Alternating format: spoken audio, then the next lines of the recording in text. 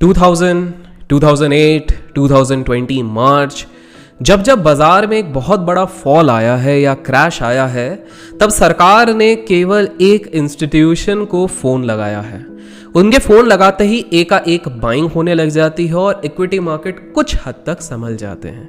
दोस्तों, हम जिस इंस्टीट्यूशन की बात कर रहे हैं वो इतना जायंट है, मैमथ साइज है, वो आज के इस वीडियो में हम समझेंगे कि क्यों वो इतना बड़ा है। हम समझेंगे क्यों लोग उस पर इतना ज़्यादा ट्रस्ट करते हैं, क्या उसमें कुछ लूप होल्स हैं, हम उसके बारे में भी समझेंगे। शेयर बाजार के नज़रिए से हम सारे एस्पेक्ट्स को समझेंगे और लास्ट में हम ये भी समझेंगे कि जो इसका मोस्ट हाइप्ड आईपीओ आने वाला है उसका क्या सीन रह सकता है। तो दोस्तों, हम बात कर रहे हैं life insurance corporation of India, जिसको हम LIC के नाम से भी जानते हैं। और इस वीडियो को अंत तक देखिएगा बिकॉज सीखने के लिए इस वीडियो में बहुत कुछ है। तो चलिए शुरू करते हैं। सो दोस्तों, कैसा रहेगा अगर मैं आपको कहता हूं कि कोई एक ऐसी कंपनी है जिसके एसेट्स हमारी देश की सबसे बड़ी लिस्टेड कंपनी रिलायंस उसके हिसाब से भी 3 गुना ज़्यादा है।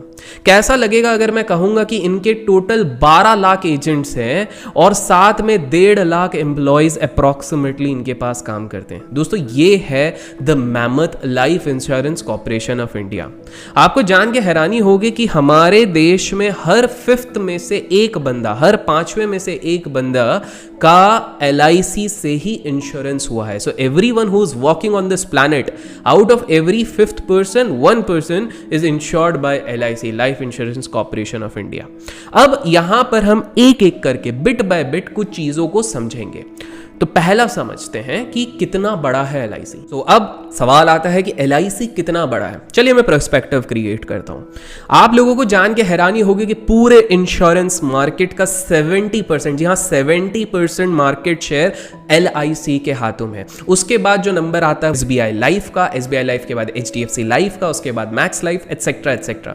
बट ये लोग सिर्फ 2, 4, 7% का मार्केट शेयर रखते हैं, बाकी मेजर शेयर जाता है LIC के पास। बस इतना ही नहीं, हमने एम्प्लॉय स्ट्रेंथ की बात तो इस वीडियो की स्टार्टिंग में करी, लेकिन आपको जान के हैरानी होगी करीब 19,800 करोड़, जी हां 19,800 करोड़ हर साल ये लोग कमीशंस में देते हैं अपने LIC एजेंट्स को, और सेम अमाउंट करीब 20,000 करोड़ ये देते हैं अपने एम्प्लॉयज को, जो कि एक पब्लिक सेक्टर, एक पब्लिक कंपनी के हिसाब से बहुत बड़ी चीज होती है। आप जान के हैरान होंगे कि हमारे देश की सबसे बड़ी IT कंपनी जिसके पास इतने बड़े बड़े प्रोजेक्ट्स आते हैं, हम बात कर रहे हैं TCS की, वो खुद सालाना 50,000 करोड़ के आसपास देती है।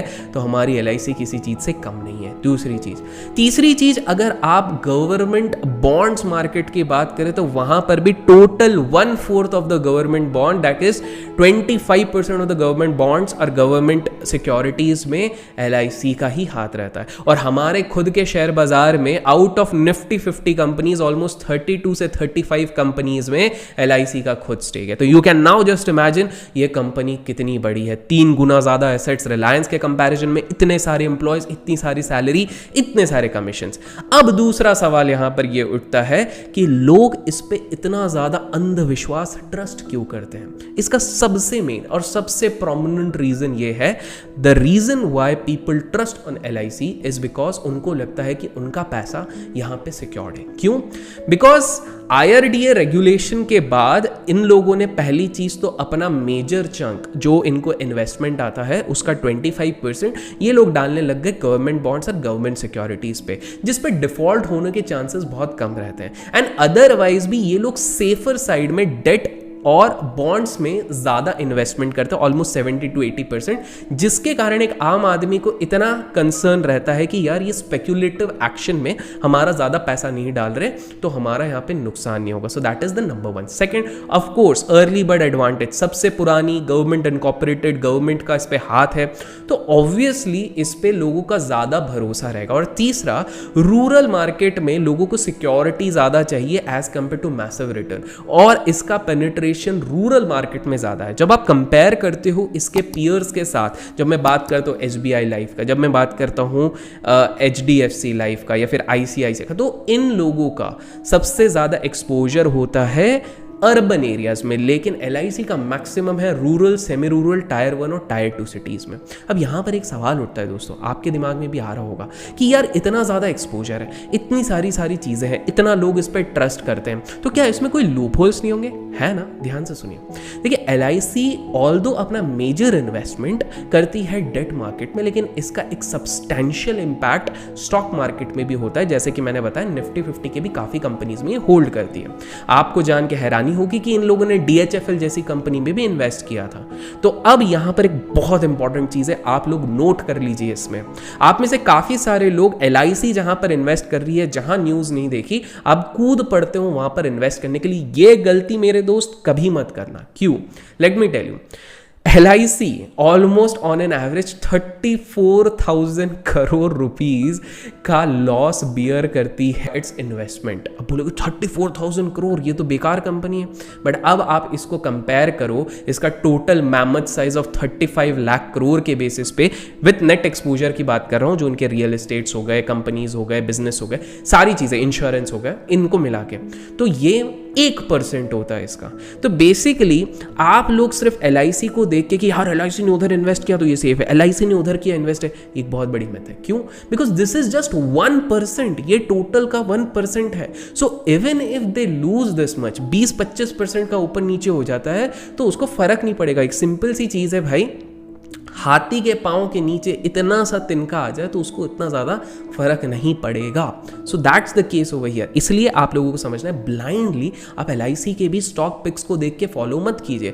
दूसरी चीज, there is a high possibility कि लॉबिंग करके बहुत बार यहां से कुछ क्रैप कंपनीज में भी इन्वेस्टमेंट किया जाता है। अब सवाल उठता है कि भाई LIC मेजरली कैसे अर्न करती है? तो जैसे विद्या बालन कहती है कि बॉलीवुड अर्न्स थ्रू एंटरटेनमेंट, वैसे ही LIC का मेजर चंक आता है इंश्योरेंस। अब यहां पर कुछ इंटरेस्टिंग चीज बताता हूं। क्या आपने कभी नोट किया है कि LIC बहुत बार, और अब तो बाकी इंश्योरेंस कंपनीज भी कॉपी करने लगे, LIC बहुत बार आप लोगों को मैसेज भेजता है कि यहां पर फ्री हेल्थ चेकअप चल रहा है, आज यहां पर फ्री आपकी हार्ट डे है तो आपके हार्ट चेकअप होगा, एटसेट्रा। कभी नोटिस किया? फ्री में करते हैं या नॉमिनल चार्ज में आपके पास वाले ब्रांच में हो रहा है? कभी आपने सोचा भी है ये क्यों करते हैं? अब मैं आपको समझाता हूँ। देखिए LIC जो रहता है उसका एक बहुत मेजर चंक आता है टर्म प्लान से। टर्म प्लान मतलब आपको अपनी लाइफ इंश्योर करवानी है, आपको पैसा नहीं मिलेगा, आपको पैसा आपके परिवार को मिलेगा अगर आपकी उस टर्म के बीच में मृत्यु हो जाती है और जो टर्म्स एंड कंडीशंस के अंदर आ रहा है। तो बेसिकली क्या होता है कि LIC wants to make sure, ध्यान से सुनिए, wants to make sure कि भारत ज़्यादा साल तक जिए। क्यों? इसमें उसी का फायदा है। जस्ट इमेजिन 30 ईयर्स का आप प्लान लेते, 30 ईयर्स तक आप प्रीमियम भरते हैं एक टर्म प्लान पे, ये सोच के कि कल को अगर मुझे कुछ हो जाए तो मेरे घर वालों को वो इंश्योरेंस मिल जाए। अगर LIC अपने अलग अलग एडवर्टीजमेंट से, योगा डे पे आपको मैसेज भेज के, हेल्थ चेकअप के मैसेज भेज के, लाइक वाइज सारे इंश्योरेंस कंपनी अब कॉपी कर रही हैं, तो अगर ये सारी चीज़ें करेंगी तो इससे क्या होगा?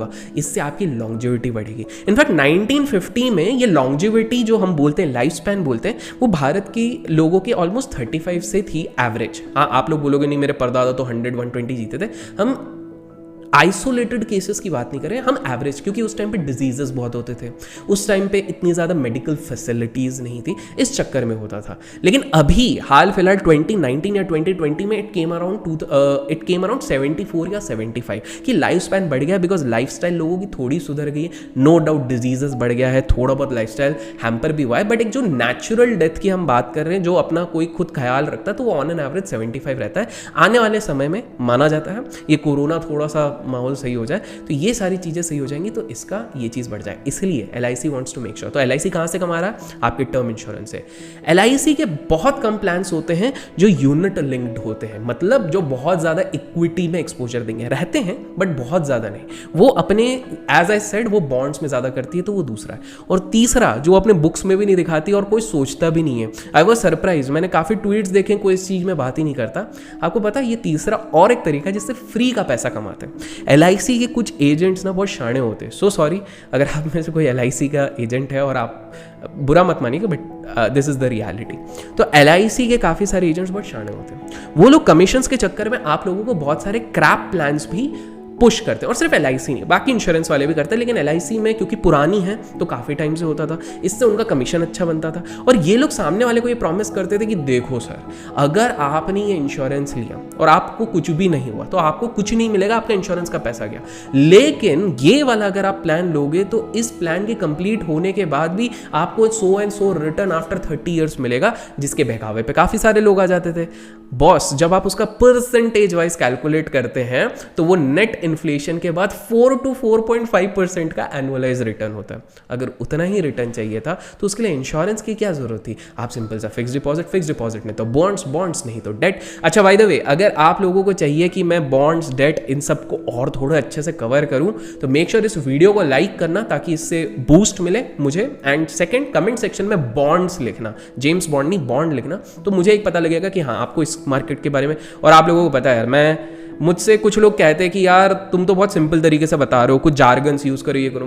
नहीं होता भाई, उसके लिए बाकी चैनल्स हैं, आप लोग जाइए, जो कॉम्प्लिकेटेड बता रहे हैं वो सुनने में अच्छा लगता है, मज़ा आता है, बट अपन सिंपल इंसान है, सिंपल जिस तरह खुद सीखा है उसी तरह सब बाकियों को सिखाते हैं। तो क्षमा चाहता हूँ अगर वो टेक्निक कुछ लोगों को नहीं पसंद है। Coming back to the point, तो यहाँ से LIC कमाती है। तो हाँ, तो मैं ये कह रहा था, ये जिस तरह के क्रैप प्लान्स करती है तो उसमें समथिंग कॉल्ड सरेंडर रहता है। आप जान के हैरान होगे, एवरी ईयर 70,000 सरेंडरिंग होती है। मतलब आपने 25,000 3 साल तक दिया, आपको तब अकल आई कि भैया ये प्लान किसी काम का नहीं, आप सरेंडर करते हो।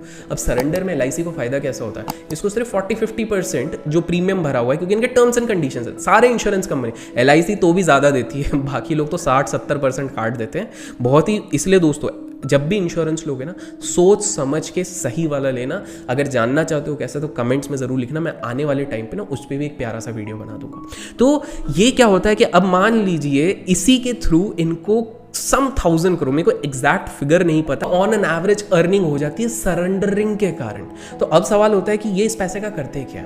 ये इस पैसे को रिकवरी मोड में यूज करते हैं जब भी कोई डिबैकल हो जाता है। डिबैकल लाइक DHFL में पैसा चले गया, कहीं और पैसा चले गया, तो ये उनका कंपनसेशन करने के लिए यूज हो जाता है। तो इस तरह से वो कमाती है। तो अब हमको समझ में आ गया कि हम ट्रस्ट क्यों करते हैं LIC को, अब हमको समझ में आ गया इतनी बड़ी क्यों है, अब हमको ये समझ में आ गया कि ये पैसे कैसे कमाती है। इसके बहुत सारे प्लान्स रहते हैं, एंडाउमेंट प्लान्स रहते हैं, बहुत सारे प्लान्स, टर्म प्लान्स रहते हैं, बट ये इस तरह से कमाती है। अब सवाल हमारा ये उठता है, LIC स्टॉक मार्केट के लिए किस तरह से इंपॉर्टेंट हो जाती है? बहुत सिंपल सी बात है, एक सिंपल स्टेटमेंट बोलूंगा आप समझ जाओगे। सरकार के लिए LIC जीनी है। वो जीनी जो अपन अलादीन में देखा ना, आप लैंप को रगड़ते हो और जीनी प्रकट हो जाता है, सेम चीज है। कोई बैंक डूब रही है, लगाओ LIC को फोन। कोई बहुत बड़ी कंपनी डूब रही है जिसके कारण इकोनॉमी में हैम्पर हो गई, लगाओ LIC को फोन। स्टॉक मार्केट गिर रहा है, लगाओ LIC को फोन। तो दोस्तों वो जो एक बहुत बड़ा इन्फ्लक्स आता है, जो एक पॉजिटिव मोमेंटम, एक पॉजिटिव सेंटिमेंट बना देता है बाजार में, उसके लिए बहुत बड़ा श्रेय जाता है life insurance corporation of India. तो अब हम समझेंगे कि ये IPO का माजरा क्या है। पहली बात, ये अगर IPO आ रहा है, वो तो आ ही रहा है, मेरे हिसाब से अगले 6 to 8 मंथ्स के अंदर, या ज्यादा से ज्यादा आप 1 साल का एक टेन्योर पकड़ लो मैक्स टू मैक्स, उसके अंदर ये आ रहा है। इनफैक्ट अभी जून में ही इनकी न्यूज आई थी कि इन्वेस्टमेंट बैंकर्स के साथ उठना बैठना चालू हो गया, प्रपोजल्स आने लग गए, and everyone is pretty excited कि भैया इस चीज में करेंगे। क्या ये इशू अच्छा रहेगा? दोस्त, मेरा कैलकुलेशन कहता है कि कोल इंडिया, जो इससे पहले का सबसे बड़ा इशू था, ये उसको पीछे पछाड़ देगा। This will become the biggest issue. Valuation wise no doubt it has the capacity कि ये रिलायंस को पीछे छोड़ देगा। रिलायंस अभी 14 से 15 लाख करोड़ के बीच के वैल्यूएशन पे आता है, LIC उसको आराम से पीछे छोड़ देगा, almost by a few 1-2 lakh crore, तो इसको छोड़ने के बहुत काबिलियत है उस पर। नेक्स्ट, गवर्नमेंट ने बोला है प्राइवेटाइजेशन के लिए वो अपना 6-7% का स्टेक डाइल्यूट करेगा, जो कि करीब करीब आता है 90,000 करोड़। इसमें एक अच्छी चीज उन्होंने ये कही कि जो पॉलिसी होल्डर्स है, LIC के पॉलिसी होल्डर्स है, उनके लिए एक प्रोविजन किया जाएगा 10%। इसका डायरेक्ट इंप्लीकेशन किस चीज पर पड़ेगा? अगेन शेयर बाजार पे। क्यों? क्योंकि काफी सारे पॉलिसी होल्डर्स हैं जो कि शेयर बाजार में इन्वेस्ट करने से डर रहे थे, अब now they will be forced to open the demat accounts and invest into share बाजार। समझ रहे हो? मतलब कहाँ से सारी चीज़ें, तो वो चीज़ है। नेक्स्ट चीज़ है, भारत में अभी भी insurance market although P valuations पे बहुत ज़्यादा है, बट पेनिट्रेशन अभी भी कम है। पेनिट्रेशन मतलब it has not yet completely taken over. अगर आप कंपेयर करोगे ग्रोइंग नेशंस के साथ, या जस्ट हमसे 10-20 साल पहले जो बड़े हैं, चाइना, जापान, या जो भी हैं, आप देखोगे कि वहाँ पर इंश्योरेंस बाजार बहुत बड़ा है। तो हमारे इधर अभी भी इस चीज़ की कैपेसिटी है, वो बढ़ेगी। नेक्स्ट चीज़, इसके कारण फ़ायदा किन किन को हो सकता है, ये सिर्फ मेरा एक सोच है। IDBI, LIC हाउसिंग फाइनेंस, ये पैरेलल कंपनीज को भी कुछ ना कुछ फ़ायदा होगा। क्यों? क्योंकि ये खुद LIC के अंडर आ रही हैं, सब्सिडरी कंपनी है, सपोर्टेड बाय LIC। तो एक सेंटिमेंटल मूव होता है दोस्तों। देखो, अगर सिंपल सी चीज़ है, एक सेक्टर भगता है तो उसके साथ साथ बाकी भी भगना शुरू हो जाते हैं। लेकिन हर कोई अच्छी चीज़ों के बारे में बात कर रहा है, मैं 2 बुरी चीज़ें भी यहाँ पर बताऊँगा। लिस्टिंग गेन्स के लिए खेलना no doubt one of the best things होगा। क्या इसको हम 10-20 साल तक होल्ड कर सकते हैं, वो सही होगा? ये थोड़ा डिबेटेबल होगा। उसके 3 रीजंस बताता हूं, जो कोई बात नहीं कर रहा, सब बहुत अच्छा इन्वेस्टर बनो। देखो, मेरा सिंपल सा है, बैलेंस बना रहना चाहिए। बैलेंस नहीं बना रहेगा तो कोई सेंस नहीं है। तो बैलेंस के लिए मेरी बात सुनो। पहली चीज़ है, आज तक LIC जब प्रॉफिट कमाता था तो वो री इन्वेस्ट कर देता था अपने बिजनेस मॉडल पे वापस। It use to get invested into the LIC thing. अब जब वो लिस्टेड हो जाएगा तो एक ट्रांसपेरेंसी मीडियम के लिए, स्टेक होल्डर्स को सेटिस्फाई करने के लिए, इसको अब नए नए प्लान्स करने पड़ेंगे। तो अभी तक जो लास्ट 40-50 साल से चल रहा था, उसमें एक डेविएशन आ जाएगा। That is number 1। दूसरी चीज जो यहाँ पर LIC के इस चीज में होगी, जब भी बहुत बड़ा IPO होता है, और ये तो मैसिव IPO आने वाला है, ये मार्केट की लिक्विडिटी सक कर लेता है। इसका मतलब क्या होगा कि बहुत बड़े खिलाड़ी, इंस्टीट्यूशन, जो कचरे स्टॉक्स हैं, जो कचरा भी भग गया है अभी लास्ट 1.5-2 साल में, उन सब चीज़ों से पैसा निकालेंगे और बहुत सिलेक्टिव स्टॉक्स में रखेंगे। लिक्विडिटी कम हो जाएगी, डे ट्रेडर्स को थोड़ी सी परेशानी होगी। ऑलरेडी एक हमारी बेबी ने तो करी दिया। एनीवेज, तो ये एक दूसरी चीज़ होगी, ठीक है। तो लिक्विडिटी यहाँ पर सब होगी। और तीसरा, मेरा अनुभव ये कहता है, if you look into history of our country, no matter किस सेक्टर से आए, चाहे पावर सेक्टर से आए, बैंकिंग सेक्टर से आए, कहीं से भी आए, जो हमारी पब्लिक सेक्टर से जो इधर आती है, भले वो प्राइवेटाइजेशन में बेचे या जो भी बेचे, वो स्टेक होल्डर को 15-20 साल में ना बहुत ज़्यादा रिटर्न बना के नहीं देती है। कोल इंडिया इतिहास से आप जाके देखो, 13-14 साल हो गए, डैमेज किया है। डिविडेंड सब करते हैं बॉस। मान लो आपने 1 लाख रुपए डाला है, ठीक है, 20,000 रुपए डिविडेंड कमा लिए हैं, लेकिन आपका जो इनिशियल कैपिटल है वो 40,000 हो गया। तो मुझे समझ में नहीं आता, उस डिविडेंड का क्या आप अचार डालोगे, पराठे के साथ खाओगे? तो ये पहली एक चीज़ है। तो एक वो चीज़ होती है। दूसरी, बिकॉज ये कॉम्पिटिटिव स्पेस होगा, तो लास्ट 10 साल में मार्केट जैसे ही खुला है तो प्राइवेट कंपनी सबसे ज़्यादा यूलिप को पुश कर रही है। यूलिप में इक्विटी लिंक्ड हो जाता है, तो वो इक्विटी के कारण क्या रिटर्न थोड़ा ज़्यादा लगता है, तो वो कुछ लोगों को अट्रैक्ट करने में सक्सेसफुल हो रही है पब्लिक को। तो ये जो 70% का भी जो रेशियो है, जो आज से कुछ साल पहले 77 था, तो एक सिग्निफिकेंट चीज़ दिख रही है कि प्राइवेट वाले भी कम नहीं है, वो धीरे धीरे करके एक्वायर कर रहे हैं चीज़ें। तो ये दूसरी चीज़ हो जाएगी। और तीसरी चीज़ है दोस्त, वही जो मैंने आप लोगों को कहा, ट्रांसपेरेंसी आते, ये सारी चीज़ें आते ही थोड़ा बहुत करके लिक्विडिटी हैम्पर होगी। लिक्विडिटी हैम्पर होने के साथ इसका ग्रोथ हो सकता है एक स्टैग्नेंट हो जाए, हो सकता है पहले 1-2 साल चल जाए, I can not predict that, but बहुत लंबे टाइम के लिए I really don't think so. हल्का फुल्का एक्सपोजर सही रहेगा, अदरवाइज नहीं। आप लोगों को क्या लगता है कमेंट्स में ज़रूर लिखना, और कमेंट्स में ये ज़रूर लिखना कि अगला वीडियो किस पे चाहिए। हेज फंड के लिए हेज फंड लिखना, डेट फंड के लिए डेट फंड लिखना, ऑपरेटर के लिए ऑपरेटर लिखना। और इस वीडियो पे हम लोग टारगेट कर रहे हैं 10,000 लाइक्स। सिंपल सी है, इंफॉर्मेटिव वीडियोस अगर चाहिए, 10,000 लाइक्स है, इस तरह के इंफॉर्मेटिव एनालिसिस वाले चाहिए, तो इस पे 10,000 लाइक्स आए तो अगला एनालिसिस आएगा। फिर आप लोग बोलते हो कि सर और एनालिसिस वाले डालो, और अरे भाई, आप सिंपल सा है, fees is very simple, likes, 10,000 likes and you get this thing. तो आशा करता हूँ कुछ नया चीज़ सीखने मिला है यहाँ पर। कीप लर्निंग, कीप ग्रोइंग, और अगर एंड तक देखा है तो सीन जरूर लिखना। लास्ट वीडियो में मैंने देखा काफ़ी लोगों ने देखा, अच्छा लगा, तो इसको भी अगर देखा तो मुझे पता लगता है कि हाँ, लोग एजुकेशन में ज़्यादा बिलीव कर रहे हैं rather than shortcut of making money. Keep learning, keep growing, keep investing and keep trading.